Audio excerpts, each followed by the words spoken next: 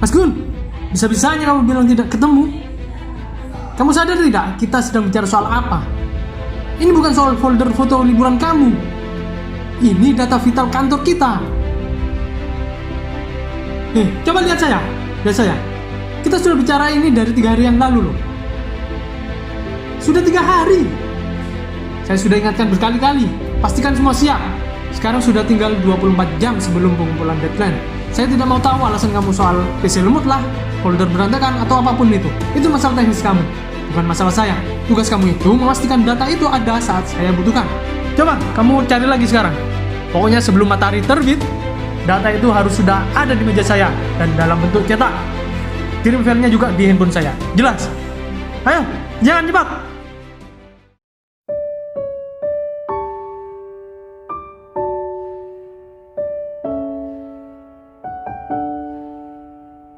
Aduh, di mana ya fileku?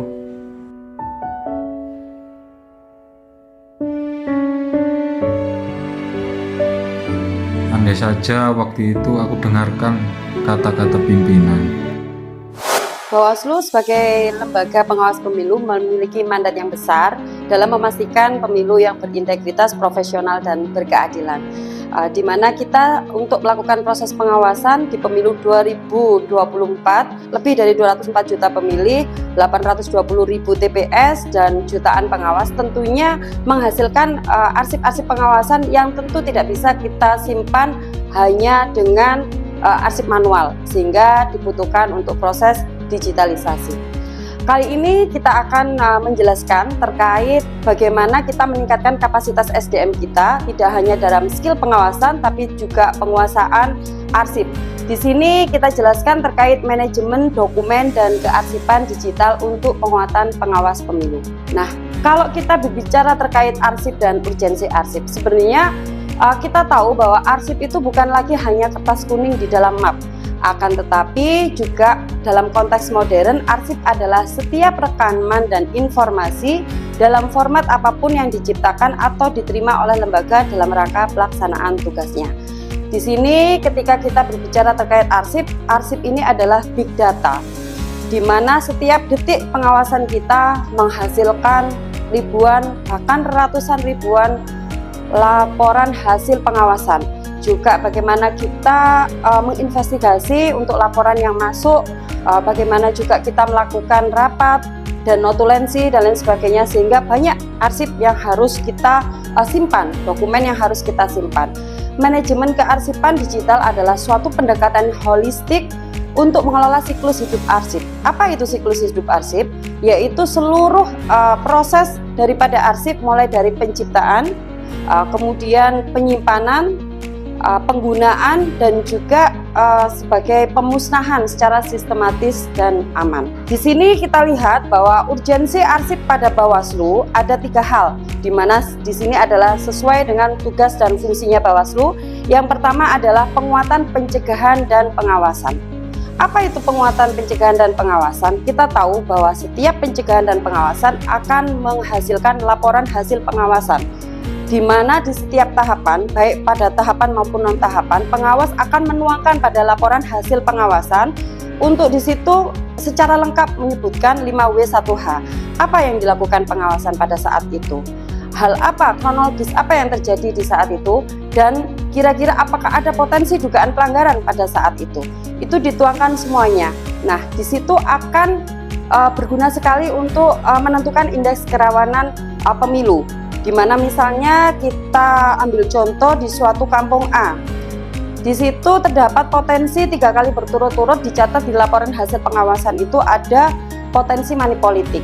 Tentunya untuk pemilu yang akan datang sebagai langkah mitigasi kita harus melaksanakan sosialisasi, bahkan kerjasama untuk menentukan titik-titik yang sekiranya rawan supaya pemilu dan pemilihan tidak akan terjadi lagi.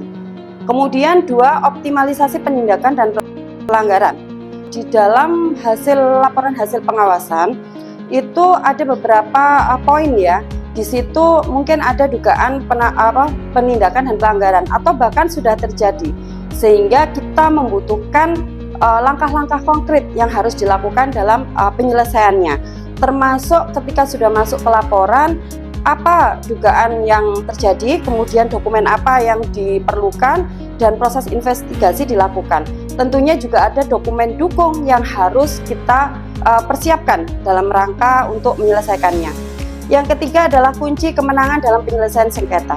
Kita tahu arsip ini adalah kalau dibilang itu rajanya ya, atau kuncinya atau maskotnya ketika kita menghadapi sidang sengketa di Mahkamah Konstitusi.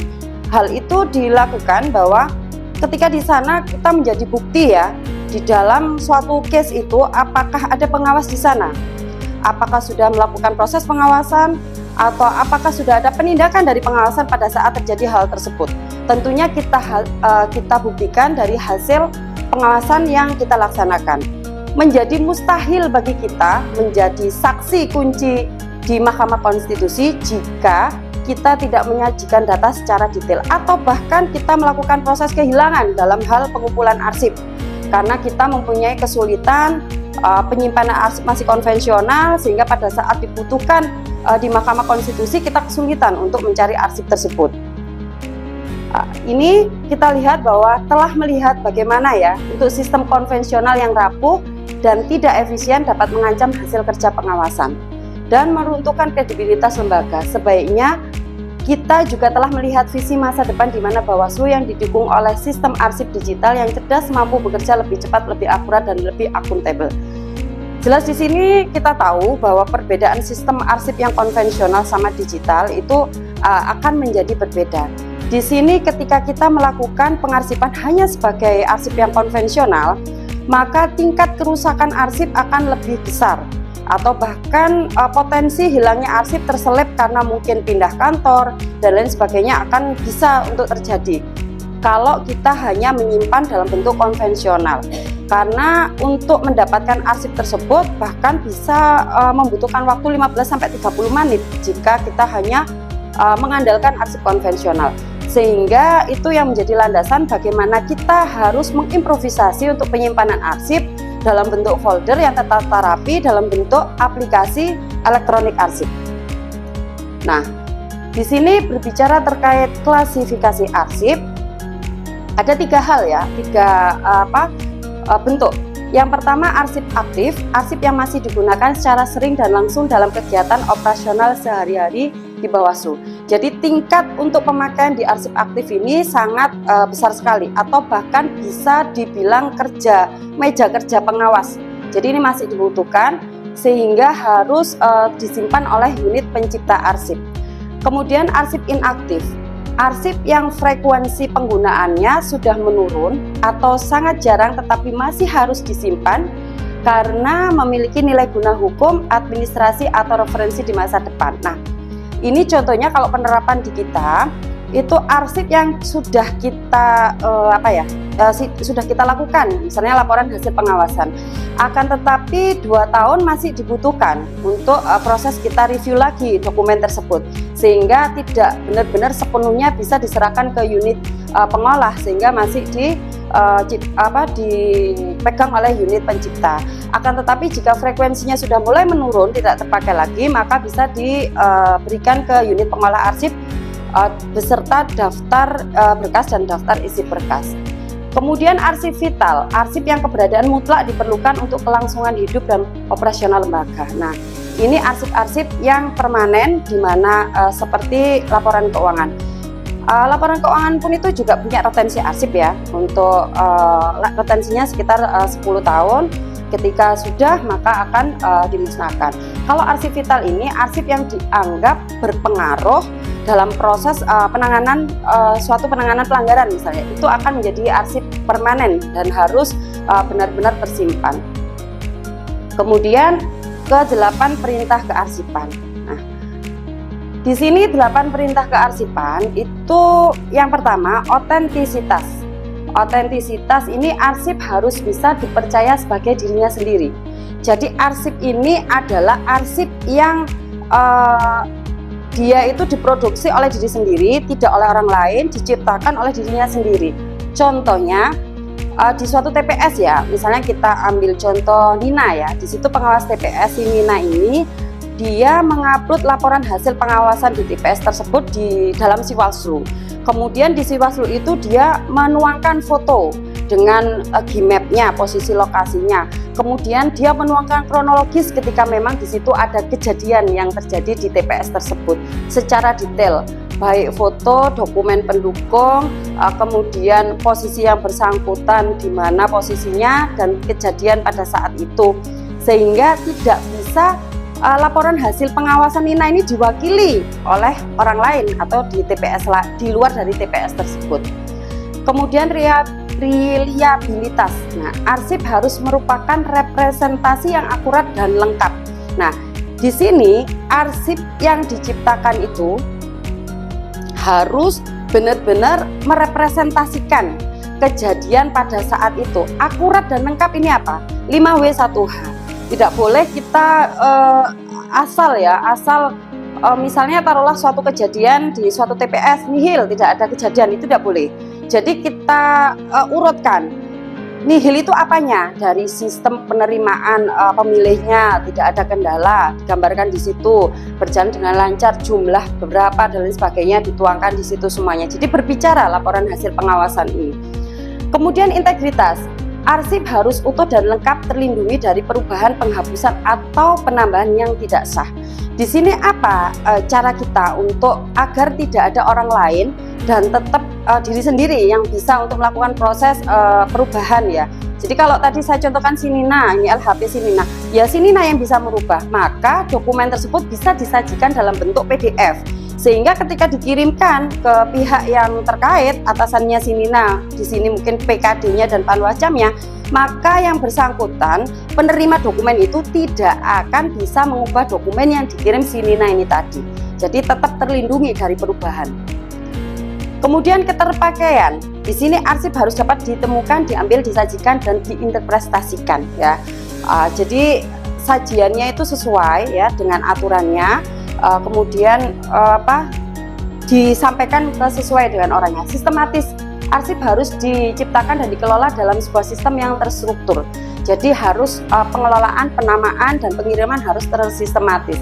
Kepatuhan sistem kearsipan harus mematuhi semua persyaratan hukum, peraturan dan kebijakan yang berlaku. Nah, tentunya ini harus tahu ya retensi arsipnya berapa, kemudian penggunaannya seperti apa. Terus yang terakhir, keamanan, melindungi arsip dari akses, modifikasi, penggunaan, pengungkapan dan pemusnahan yang tidak berwenang. Nah, ini proteksi terhadap keamanan arsip juga diperhatikan, dan retensi serta disposisi arsip tidak disimpan selamanya. Jadi benar-benar memperhatikan kapan arsip itu digunakan. Jika memang arsip tersebut sudah tidak digunakan, maka secara otomatis fisik dan juga arsip elektroniknya harus dihapuskan. Tidak boleh fisiknya sudah selesai, fisik dimusnahkan, kemudian tetap menyimpan elektronik arsip, itu tidak boleh. Aturannya memang kalau sudah jatuh temponya, jatuh retensinya memang harus dihapus. Nah, hal tersebut tadi saya sampaikan untuk arsip, klasifikasi dan urgensi arsip. Terima kasih banyak. Wabillahi taufiq wal hidayah. Wassalamualaikum warahmatullahi wabarakatuh. Assalamualaikum warahmatullahi wabarakatuh. Terima kasih untuk waktu yang diberikan. Saya akan menanyakan apakah resiko utama bagi dokumen fisik pada sistem kearsipan konvensional di lingkungan Bawaslu. Terima kasih.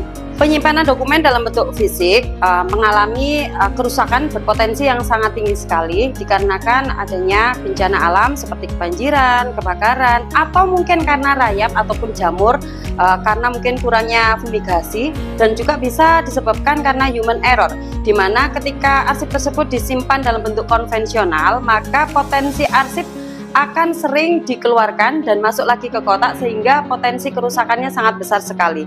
Atau ketika kantor pindah, sangat memungkinkan sekali arsip dipindahkan dari kantor satu ke kantor lainnya sehingga potensi kerusakannya juga akan lebih besar. Assalamualaikum warahmatullahi wabarakatuh.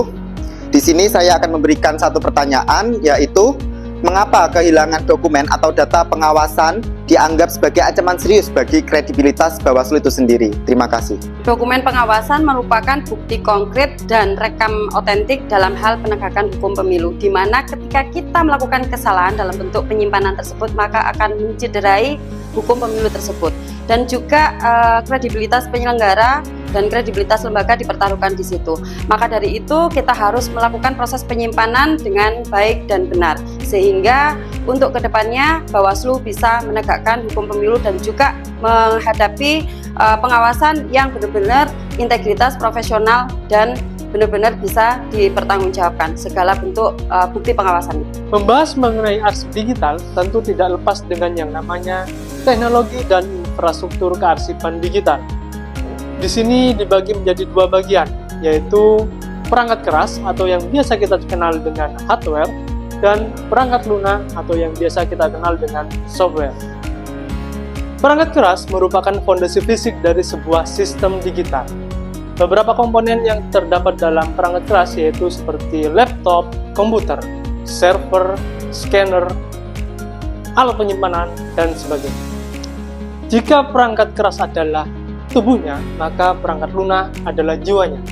Beberapa komponen dalam perangkat lunak yaitu seperti aplikasi. Beberapa aplikasi itu seperti ada e-arsip, aplikasi Srikandi, terus pemindai antivirus, pemindai scanner, alat penyimpanan online, dan sebagainya. Selanjutnya, kita perlu mengenal dengan yang namanya manajemen arsip, dari penciptaan hingga penyimpanan. Tahap pertama yaitu standarisasi penciptaan. Biasanya kalau kita mengenal dengan istilah pembeli adalah raja, maka dalam standarisasi penciptaan kita mengenal dengan istilah template adalah raja. Setelah template dibangun, seperti template surat masuk, surat keluar, dan lain-lain, maka kita perlu membangun yang namanya lemari arsip digital. Di sini kita harus menentukan arsitektur folder yang akan disusun. Prinsip folder yang baik yaitu biasanya dimulai dengan yang paling umum, bisa dari tahun atau sebuah kejadian, misal pemilu atau pilkada. Selanjutnya gunakan kronologis atau fungsional. Dan yang paling akhir, kita harus konsisten dan sederhana dalam pembuatan folder. Selanjutnya yaitu aturan emas penamaan file. Dalam formula yang direkomendasikan, biasanya penamaan file itu dimulai dengan tanggal pembuatan, mulai tanggal, bulan, dan tahun pembuatan. Selanjutnya yaitu jenis dokumen. Selanjutnya kita membahas mengenai pengelolaan arsip aktif, di mana di sini kita belajar menjadi tuan rumah yang baik. Bagaimana menjaga rumah kita agar terlindungi dari orang luar yang mencoba mengakses, yaitu nanti kita belajar di hak akses. Lalu bagaimana kita mengolah siapa untuk masuk ke ruangan mana, ini nanti belajar di kontrol versi, dan juga kita akan belajar juga mengenai alur kerja dokumen. Ada 3 level dasar hak akses. Di sini terkait dengan siapa dan bagaimana untuk mengakses sebuah dokumen. Yang pertama ada viewer, di sini kita hanya bisa melihat sebuah dokumen. Lalu yang kedua ada editor, di sini kita bisa hanya mengubah sebuah dokumen, namun tidak bisa menghapus. Dan yang terakhir ada owner, di sini kita bisa mengubah maupun menghapus sebuah dokumen. Selanjutnya yaitu kontrol versi, yaitu sebuah fitur yang menyimpan secara otomatis sebuah salinan dokumen jika terdapat sebuah perubahan. Manfaat utama dari kontrol versi adalah yang pertama, mencegah kehilangan sebuah data. Yang kedua yaitu melacak perubahan sebuah dokumen. Yang ketiga, membandingkan beberapa versi dokumen. Dan yang terakhir, kita dapat kolaborasi dengan peserta yang lain. Selanjutnya, alur kerja dokumen. Untuk proses-proses penting yang melibatkan banyak orang dan tahapan, biasanya alur kerja dokumen sangat dibutuhkan. Oleh karena itu, kita perlu memvalidasi sebuah alur tersebut dalam sebuah sistem. Sebuah alur dokumen harus mendefinisikan dari proses awal hingga final.